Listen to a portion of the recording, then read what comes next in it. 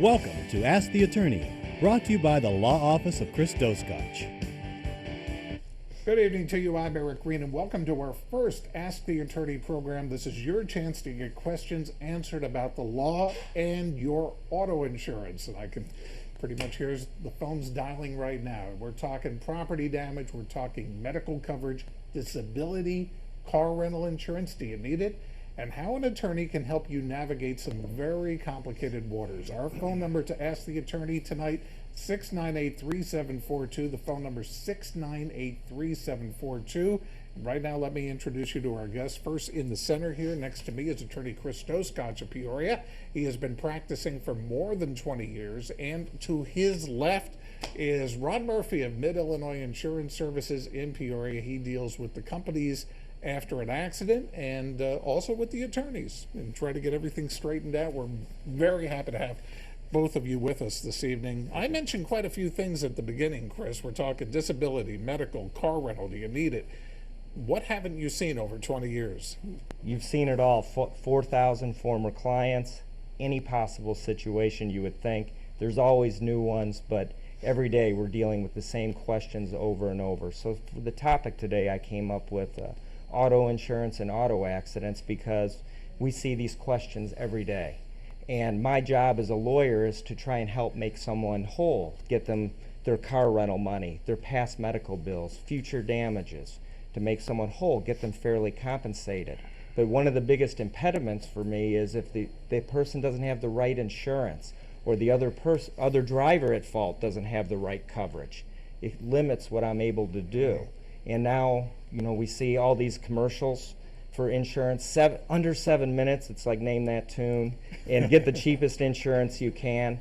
Insurance is a personal thing. Every person needs a particular type of insurance. So it's important in my mind in trying to make you whole that you have a good agent and someone local who can help you. And that's why I had Ron on the show, who's been doing this 40 plus years. Ron, when it comes to insurance, do you pretty much get what you pay for? Oh, you definitely do. Yes, if you haven't been advised as to what limits to get, and here again, you have a serious accident, you go to Chris, he may tell you, well, your limits are going to prohibit what you're going to be able to collect. Let us look at the cost, not only of insurance coverage and minimums and things like that, but also medical care. And first we have a graphic I want to put up, and this is Illinois coverage minimums over the last 25 years.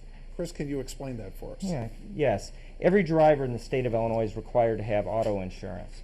The minimum coverage beginning in 1990 was $20,000 per person, $40,000 for an accident. It goes up in 2015 just to $25,000 per person and $50,000. That's the maximum insurance. So if you're in an accident with someone and they have minimum limits, the most their insurance company would ever pay right now, $25,000. And let us talk also about how much the medical coverage can cost if you were in an accident and you were injured or you injured somebody else. Well, as the graphic is showing you, the cost of, besides college, the other thing is medical bills. The inflation has gone through the roof on medical costs, and that's been continuing forward. On this graphic, you can see in just 14 years, one day in the hospital has gone up 88%. What else has gone up 88% over 14 years? Not wages. And so, and insurance coverage is even harder to get on your group. So if you're in the hospital for 5 days and then you add a surgery onto that and other care, you can see how your medical bills are going to be way beyond any type of $25,000 minimum. Now, and how can you make someone whole in that situation? Illinois is what is called an at-fault state, and I'm going to have you explain that in a second, and I think it's going to feed into this question, which is from Shantae Jones. She said and she had a car accident back in January, and her question was about getting medical coverage paid. Okay. Right, and one of the frequent questions just on this is people call in and they say, hey, this other person caused this accident. Why aren't they paying my medical bills as we go along? But Illinois is a fault state. There's states that are no fault and fault. Illinois is fault, which means the other insurance company, the person's insurance that caused this accident, is not going to pay you anything until you sign a release and close your case. That means if you're off work a year, if you have $100,000 in medical bills, you're not going to receive any money on that until you settle your case or there's a jury award. So in the interim, you have to use your group insurance or your medical pay insurance to fill the gap, because the medical providers are not going to wait for their money. And Ron, neither will the person who might have hurt you, because they can drag this out for quite a while, can they not? Oh, sure, it can. It just really depends on how the suit is going, but yes, it can drag on for years, unfortunately. And they can leave you on the hook and not bring any money in. Exactly Right, and one of the most important things is this medical pay, because clients are always asking me, why should I call my own agent and open up a claim? It's going to affect my rates. Because on your own policy, you have medical pay, and it can help pay the bills, and they get paid back. And maybe, Ron, you can talk a little bit about what a medical pay claim is. Yeah, a medical payments claim is covering people in your car. And it's not a chargeable claim. It's just like a bodily injury claim, that's going to be charged against you. But a medical payments claim is not a chargeable accident. There are situations, if you have a company that gave you a loss-free discount, that you can lose that and your rates will go up slightly. But it's not a chargeable accident to turn in a medical payments And claim. they're going to pay your bills right away. So, and the limits True. we're on are And 1,000, that's why 5, you or have insurance 10,000. with your own company. Now, if the other person has caused an injury and you're on disability because you're injured that badly and you can't go to work and you're banged up maybe 18 months worth, Sure. how do you get paid if they're dragging this out? Is there another type of insurance you could get? There is. You can purchase disability insurance. Now, here again, you have to do it prior to the claim. So you better have this Yes, coverage you to would begin need with. that to begin with, and that would continue to pay you an income. But it's something that not a lot of people have. And Hard do you- to say what percentage, but I'd say less than 5%. But it's not a bad idea. And do you get it based on how much you usually make a year and how much you can afford in a premium? How much is a premium Yes. on? Well- Let's say somebody's making $60,000 a year. Yes, if you were to purchase 60,000 to replace your entire income, it depends on the number of years that you purchase it. You have an option to purchase it for 6 months, a year, 2 years, 5 years, or life. And the premium, of course, depends on what level you choose. And this is why you need it, to have an agent meet with you, because everyone's circumstances are different. Someone may only need 6 months of wage. Some need higher, some need lower. And a point Ron made that was excellent, I think you had made too, Eric, is getting these questions after the accident doesn't help you, because you can't buy insurance for something that already occurred. You get insurance for, hopefully you never have an accident. Right. Hopefully nothing bad happens. But if it does, you have to have the insurance before it occurs, not after. It's the same thing we say during the St. Jude telethon. You never want to have to use it, but thank God it's there. We have a phone call right now from Brett. And Brett, you have a question about property damage. Yeah, sorry to switch topic a bit from car insurance to property damage insurance. But I had a claim recently. Back in June, my property was damaged by a storm, and I'm still waiting. It's almost 2 months later, and I'm yet to be, refinanced or repaid for the invoices I've incurred. And I'm curious, is this common, or is there some kind of cause of action with the insurance company? It's been over 30 days since I submitted the invoices. Okay, thank you. Go ahead. Okay. All right, so Are you having trouble hearing? Or? yes. Okay. Yes, I was, question about property damage, and it looks like it happened due to a storm and Right. how much time there is. If you don't have a lawyer, you got to keep calling your insurance company. If they don't want to pay your claim under your policy, you can file a case. This is where having a good agent at your behest, like Ron, if you're having a problem and you're not hearing from your insurance company, you go talk to your agent and say, hey, I turned this claim in, these are the receipts, can we get this paid? Okay, we are going to take a break right now. We have a lot of questions coming in, and our phone number again is 698-3742. You see it on the bottom of the screen, and we're going to continue with Attorney Chris Doscotch and Ron Murphy. And your questions when Ask the Attorney continues here on WEEK. All right, we are back now with Chris Doscotch and Ron. We're talking about insurance and lawyers and car insurance in particular.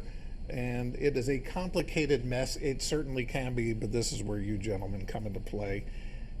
People do get hesitant about calling their own insurance agent, don't they, Ron? Oh, sure. Even after an accident, because they go, well, if I report this, then my premium's going to go up, even if I wasn't at fault. Right. Is that true? Yes, it is. Here again, we advise our people to always call us anytime they're in any kind of a situation. That's where your agent comes into play and starts working for you. We're going to decipher what happened in an accident. Then we're going to advise our insured whether they should turn it in or whether they should contact an attorney. Every case is different. And if you can't trust your agent, then you really shouldn't be paying him for the insurance. And if they're injured, they should call their lawyer also, not just their insurance agent. Right. But also, that is fine. Call your agent. Just remember to not allow, your agent wouldn't do this, but your own insurance company or the other insurance company to tape your statement. So you can talk to them about the case, but don't let anything be recorded. Because remember, and we might talk about this later on underinsured motorist, at some point your own insurance company can become the other side. And every time you give a tape recorded statement, that could be an admission or it could be used against you. So you want to talk to them, but my only caveat to what Ron said is you never want to allow a recorded statement. Okay, let's talk about borrowing a car. A lot of kids are going to be moving into dorms this week because school pretty much starts on Monday of next week, the 17th. And let's say I want to move a kid into a dorm and I'm going to borrow my friend's pickup, but I mess up that pickup truck. Is he liable or am I liable? Your insurance is liable because the insurance follows the vehicle. So the person who's thought to be at fault will be the person driving, but the person writing the check is going to be the insurance company for that vehicle generally. True, I agree. Okay, and same thing works the other way if somebody's borrowing my car for whatever reason, because their car's not working, and hey, can I borrow your car? Go to the store, but something happens. Right. It's the same. It's the same thing, and then your own insurance policy can become what's a secondary policy.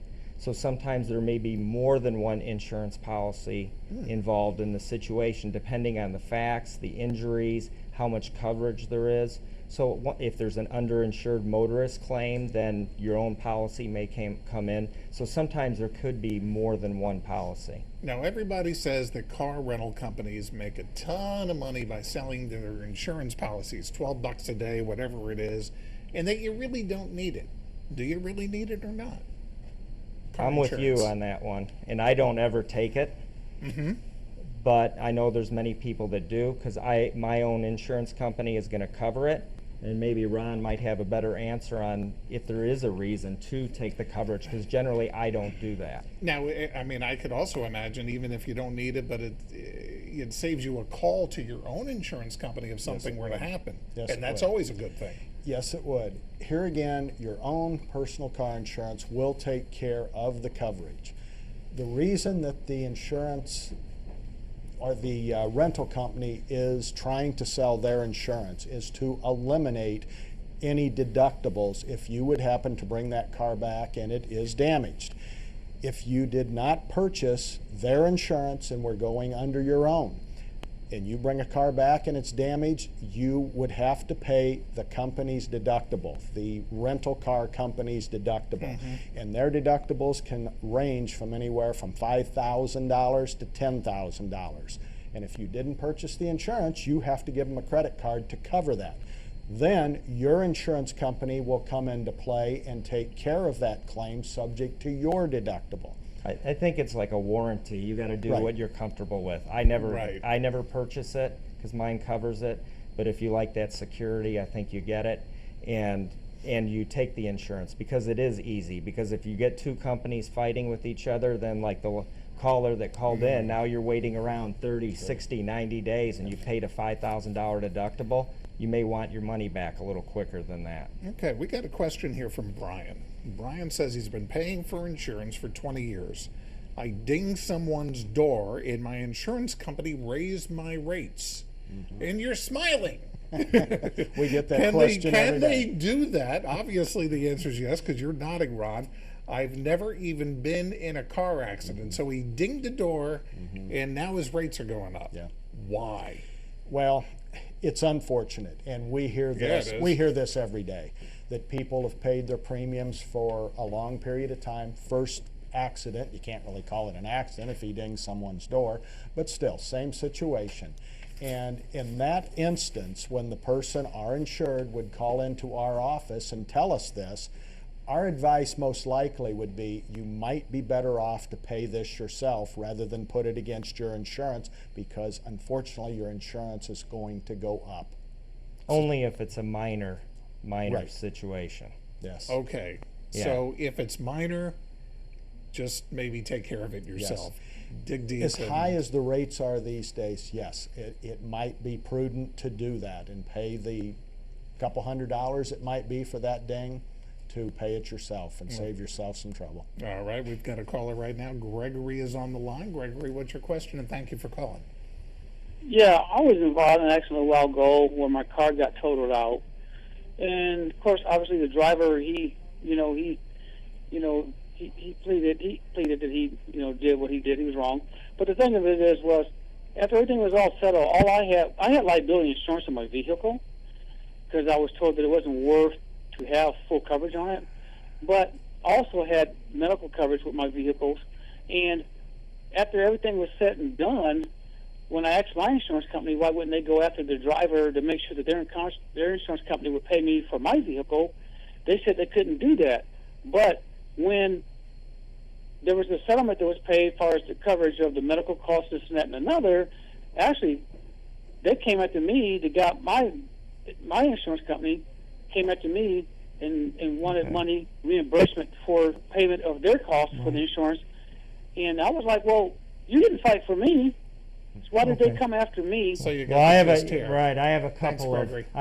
Thank you very much. I have a couple of comments about that. First, Please. your own insurance company is going to protect their own interest. So if you have a medical injury or a property damage issue that your company's not taking care of, you want to get a lawyer to protect your interest, because they're only worried about getting back what they paid, not getting you anything extra. Are a lot of your cases dealing with the person's insurance company? I'm always dealing with the insurance company, because generally if there's not insurance, it's difficult to pursue. Okay. And what else could you tell Gregory? And the other thing I would tell them is medical pay is separate from property damage. So if you don't have collision coverage on your policy, you're kind of at their mercy for the valuation of the vehicle. And they only pay the fair market value of the vehicle. Unless you get a special insurance policy for replacement, you get what's that car worth today, not what it cost you to buy a new car or what your loan is. So that's why you want to, if you have it on your own policy, you want to get the best deal you can from the two. All right, we got a ton of questions still ahead, and we're going to take a break, and we'll be back with Chris and Ron and your questions at 698-3742 in just a moment.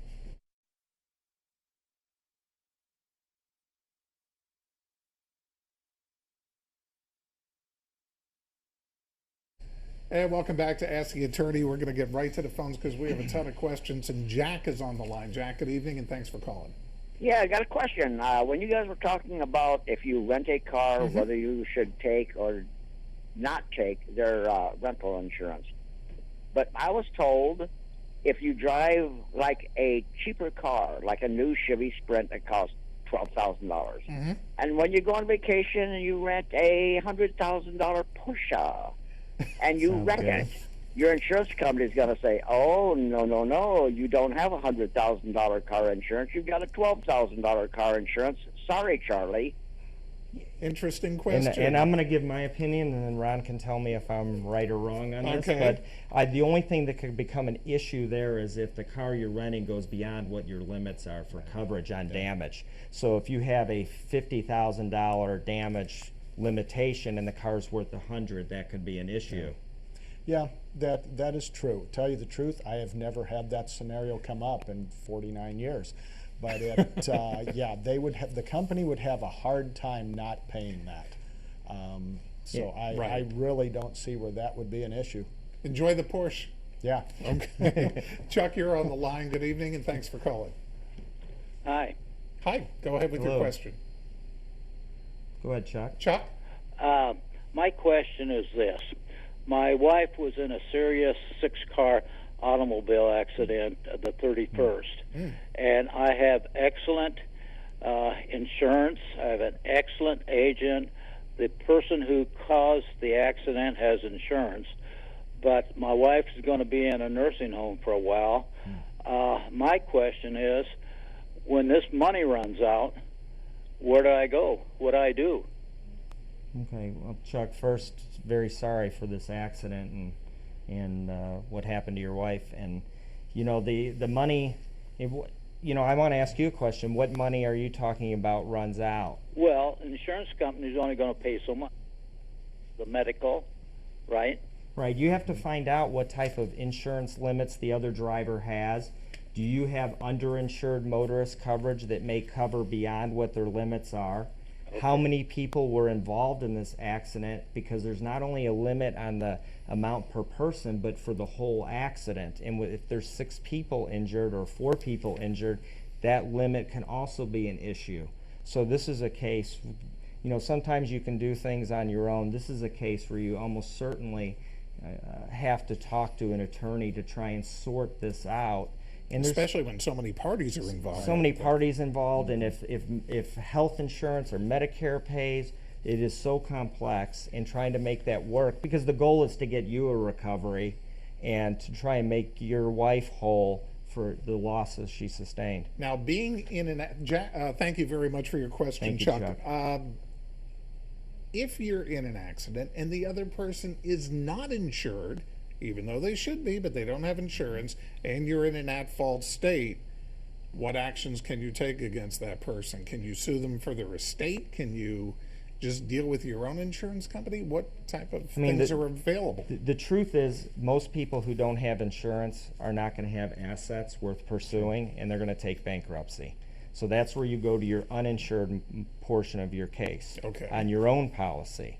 And then your own company becomes the other side.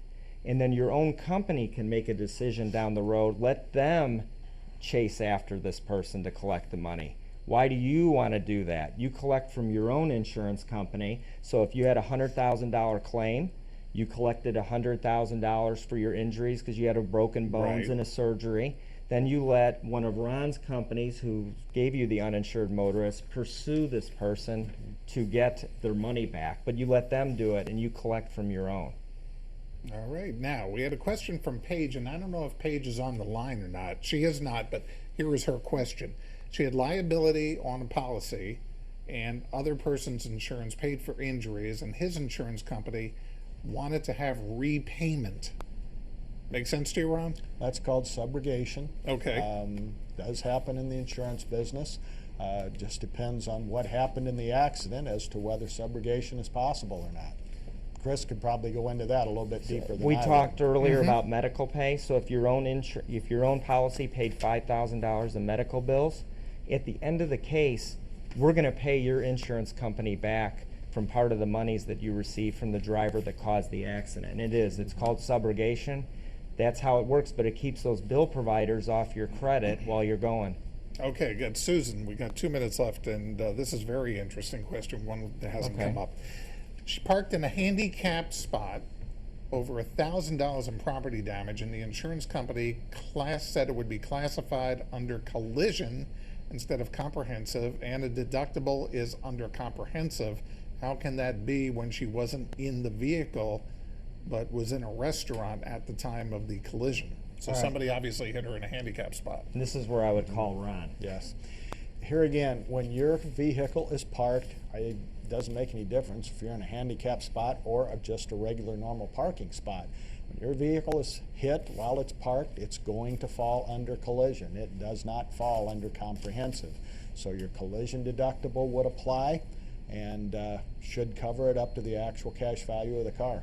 All right. I think the one thing we're really learning here is insurance companies and lawyers really need to work together and do work together. And don't be afraid to call your insurance agent, Right. first of all. You got to do it beforehand and be proactive, because I have nothing to fight with the claim department about if the right insurance isn't present. And it can really be a hindrance in a case. Catastrophic injury, if you don't have the right limits or the right coverage, no matter how bad you're injured, if you don't have the right coverage, there's only so much we can do. And that takes someone proactively looking at your insurance frequently to make sure you're properly covered, because everybody's situation is different. How many people really know what's in their insurance policy? Ron? Very few. I hate to say that. It doesn't speak well for our industry, but it's very few. I've never met a single client, 4,000 clients, that has ever read their insurance policy that I can recall. There's a lesson to be learned there. We want to thank you very much for watching our first Attorney on Call, and I'm sure we're going to be doing this again. Thank you for joining us, and have a good evening. It's Thank been a you. pleasure. Thank you.